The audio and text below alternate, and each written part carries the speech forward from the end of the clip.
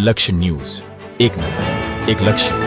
નાયબ મુખ્ય દંડક અને વઢવાણાના ધારાસભ્ય જગદીશભાઈ મકવાણાના અધ્યક્ષસ્થાને સ્વચ્છતા હી સેવા અભિયાન 2025નો શુભારંભ. આગામી 31 ઓક્ટોબર સુધી યોજાશે સ્વચ્છતા હી સેવા અભિયાન. મહાનગરપાલિકા વિસ્તારમાં 3 પખવાડિયા સુધી જાહેર સ્થળો ખાતે જનભાગીદારીથી સફાઈ ઝુંબેશ અને સ્વચ્છતા પ્રવૃત્તિઓ હાથ ધરાશે. સ્વચ્છ ભારત મિશનના 11 વર્ષની ઉજવણીના ભાગરૂપે આ વર્ષે સ્વચ્છતા હી સેવા 2025ને સ્વચ્છોત્સવ તરીકે ઉજવવામાં આવવાનું નક્કી કરવામાં આવ્યું છે. ત્યારે નાયબ મુખ્ય દંડક અને વઢવાણના ધારાસભ્ય જગદીશભાઈ મકવાણાની અધ્યક્ષતામાં સાંસદ ચંદુભાઈ શિહોરાની વિશેષ ઉપસ્થિતિમાં ટાગોર બાગ ખાતે સ્વચ્છતા હી સેવા અભિયાન 2025નો શુભારંભ કરવામાં આવ્યો હતો. આ પ્રસંગે નાયબ મુખ્ય દંડક જગદીશભાઈ મકવાણાએ પ્રાસંગિક ઉદ્બોધન કરતા જ્યાં જ્યાં વસે એક ગુજરાતી ત્યાં ત્યાં સદાકાળ ગુજરાત આ પંક્તિનું ઉચ્ચારણ કરીને વડાપ્રધાન નરેન્દ્રભાઈ મોદીને જન્મદિવસની શુભેચ્છાઓ પાઠવી હતી. માણસના જીવનમાં સ્વચ્છતા તેના સ્વભાવ સાથે જોડાઈ જાય. જન ભાગીદારીથી જન આંદોલન થકી સ્વચ્છતા એ આપણો સ્વભાવ બને અને સ્વચ્છતા થકી પ્રકૃતિનું જતન થાય એ આપણા સૌની જવાબદારી છે તેમ જણાવ્યું હતું. સ્વચ્છતા એ આપણા સૌની સહિયારી જવાબદારી છે. સુરેન્દ્રનગર મહાનગરપાલિકા દ્વારા કચરાની ગાડી દ્વારા ડોર ટુ ડોર કચરો એકઠો કરવામાં આવે છે. ત્યારે આજે આપણે સૌ કચરો કચરાપેટીમાં જ નાખવા અને સ્વચ્છતા રાખવા સંકલ્પ લઈએ તેમ ઉમેરી સ્વચ્છ, સ્વસ્થ અને મેદસ્વીતા મુક્ત ગુજરાત બનાવવાના કાર્યમાં સહભાગી બનવા સૌને અપીલ કરવામાં આવી હતી. સાંસદ ચંદુભાઈ શિહોરાએ સ્વચ્છતા માટે આપણને જાતને જાગૃત કરવાની છે તેમ જણાવ્યું હતું અને જાતથી જનતા સુધી સ્વચ્છતાનો સંદેશ ફેલાવવો એ આપણી ફરજ છે. મેદસ્વીતા મુક્ત કરવા ભારતને બનાવવા માટે સરકાર અનેક કાર્યક્રમો કરે છે જેનો હેતુ સ્વસ્થ જીવન માટેનો છે. આપણે જ આપણાથી શરૂઆત કરીએ અને સ્વચ્છતા જાળવવાની નેમ લઈને તેમ જણાવ્યું હતું. સાથે સ્વચ્છતા હી સેવા અભિયાન સુરેન્દ્રનગર મહાનગરપાલિકા દ્વારા આ અભિયાન અંતર્ગત કરવામાં આવનાર કામગીરી અંગે સૌને માહિતગાર કરવામાં આવ્યા હતા.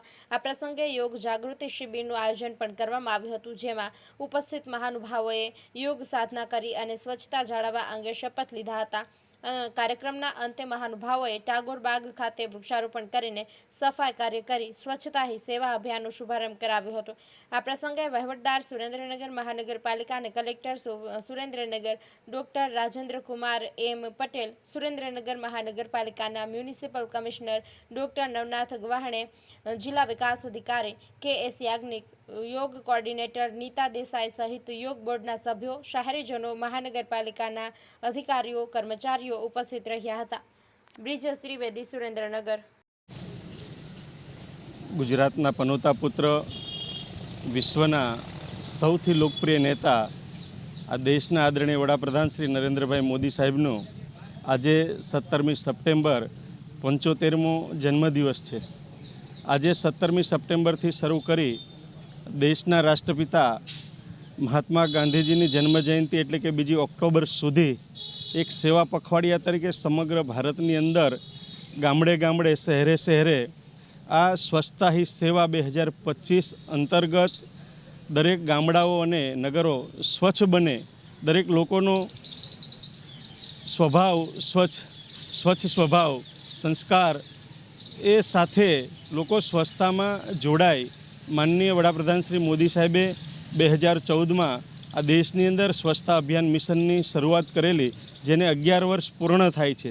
એના ભાગરૂપે આ 15 દિવસ લોકોમાં સ્વચ્છતા વિશેની જાગૃતિ આવે અને લોકોનો એક સ્વભાવ સ્વચ્છતા બની જાય અને સ્વચ્છ ગુજરાત, સ્વસ્થ ગુજરાત, મેદસ્વીતા મુક્ત ગુજરાત, આ જે સરકારની કલ્પના છે એ સિદ્ધ થાય એ હેતુથી સુરેન્દ્રનગર મહાનગરપાલિકા દ્વારા આજે સુરેન્દ્રનગર ટાગોર બાગ ખાતે એક યોગાના કાર્યક્રમને જોડી અને લોકોમાં સ્વચ્છતા વિશેની જાગૃતિ આવે એ પ્રકારનો સરસ મજાનો કાર્યક્રમ યોજાયો છે.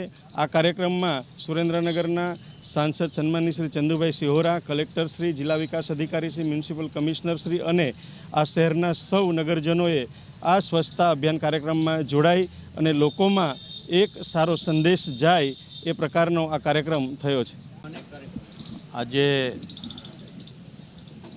આપણા ગુજરાતના પનોતા પુત્ર અને વિશ્વના સૌથી સર્વાધિક લોકપ્રિય નેતા એવા નરેન્દ્રભાઈ મોદી સાહેબનો 75મો જન્મદિવસ ઉજવાઈ રહ્યો છે. ત્યારે 17 સપ્ટેમ્બરથી 2 ઓક્ટોબર સુધી દેશની અંદર વિવિધ કાર્યક્રમો જેવા કે સ્વચ્છતા અભિયાન, યોગાનો દેશને મેદસ્વીતા મુક્ત કરવા માટે યોગાના કાર્યક્રમો, રમતગમતના કાર્યક્રમો, બ્લડ ડોનેશન કેમ્પ, આવા અનેક કાર્યક્રમો થવા જઈ રહ્યા છે. ત્યારે દેશ આખો મોદી સાહેબના જન્મદિવસને ઉત્સાહભેર ઉજવી અને મોદી સાહેબના મિશન આ ભારત એક વિશ્વની સર્વાધિક મહાસત્તા બને એ દિશામાં લઈ જવાના મોદી સાહેબના પ્રયત્નોને સાર્થક કરવા માટે આખા દેશની અંદર આવા વિવિધ કાર્યક્રમો 2 ઓક્ટોબર સુધી થવાના છે. ત્યારે આ કાર્યક્રમો દ્વારા આપણે પણ મોદી સાહેબના મિશનને